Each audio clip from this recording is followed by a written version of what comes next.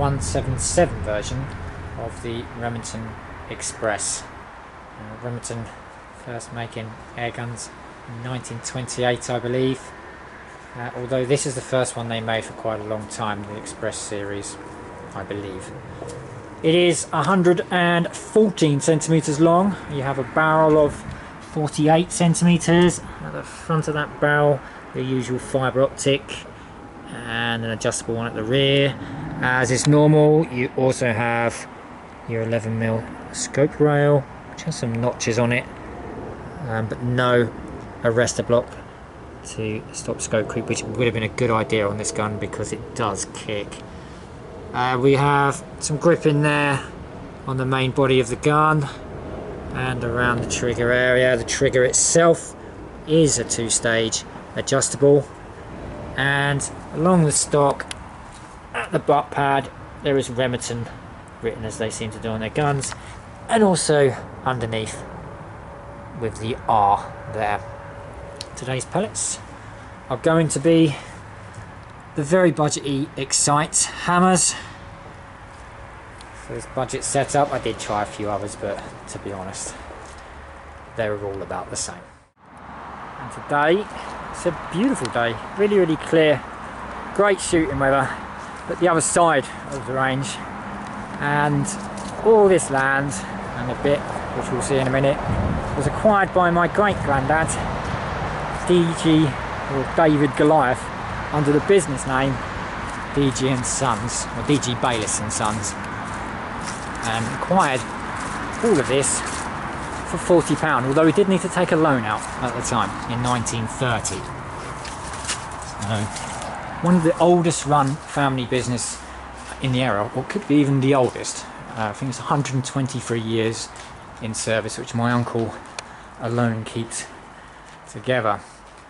So anyway, here we are on the range at 20 yards, and yeah, it all looks very good there, as you'd expect it to be. At 30 yards I was starting to struggle a little bit more, and I have to say at 40 that looks better than I think it is, but still quite a nice result.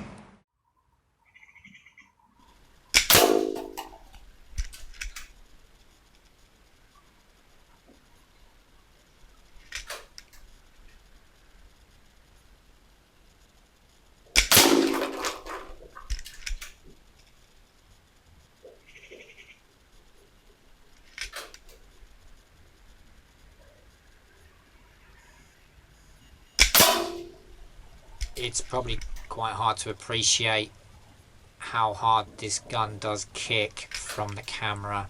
It's not really giving a true reflection of that. But the gun is very well balanced, even though it's a bit on the weighty side. It's easy to stay on the shot here, and I'm never going to miss at 30 yards in the freehand with this gun.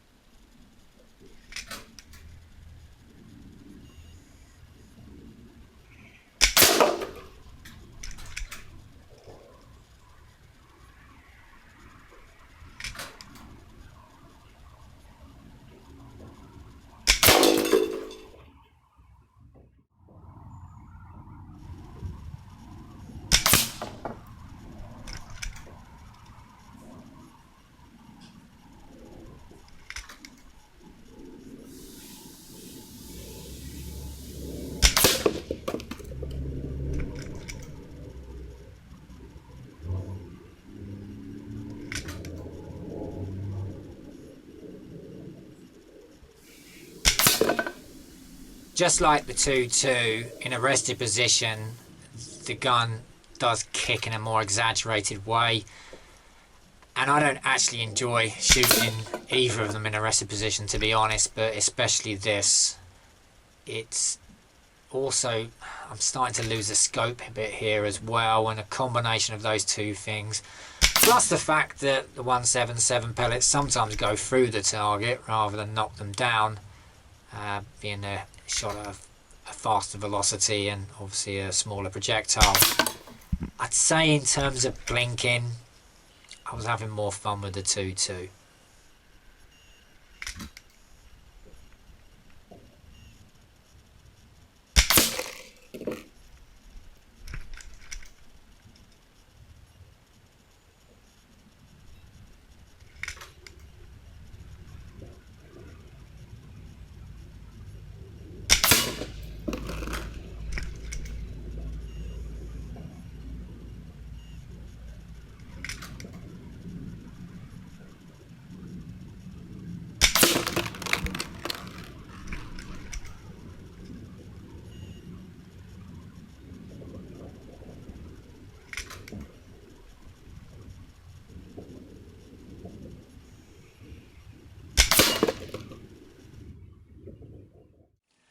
Having shot the 2.2 version of the Remington Express and tested it at my uncle's earlier in the year, I was pretty keen to get this out and see how the 177 compared. I think the first thing I'd have to say about it is the kick. And I know you would expect a 177 to kick more than a 2.2, and the 2.2 already did kick, but this is quite bad actually. It's the worst gun I've got for kicking. It also knocks the scope out of alignment quite often. I had a shootout with friends over a 3 or 4 hour period, and I think I must have adjusted that scope about 12 to 15 times. And we had some other guns there, and this was a go-to gun as it happens, but I was constantly having to adjust the scope. And my scope has the double screws in each mount. So really, I mean, I don't have the same issue with any of my guns. I know you could put mounts behind that and sort that out, and maybe it would sort that out.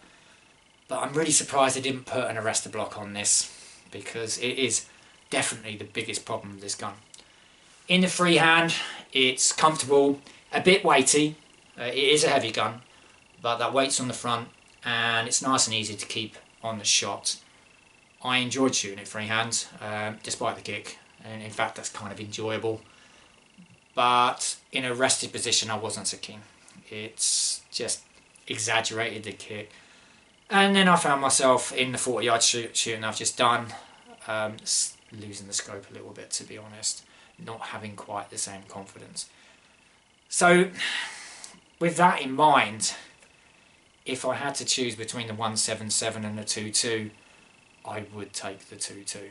That's not to say this is a bad gun. In fact, it's a brilliant gun. It's really well manufactured. It's got a really steady, strong, solid feel about it, and it shoots really well, and it's very accurate.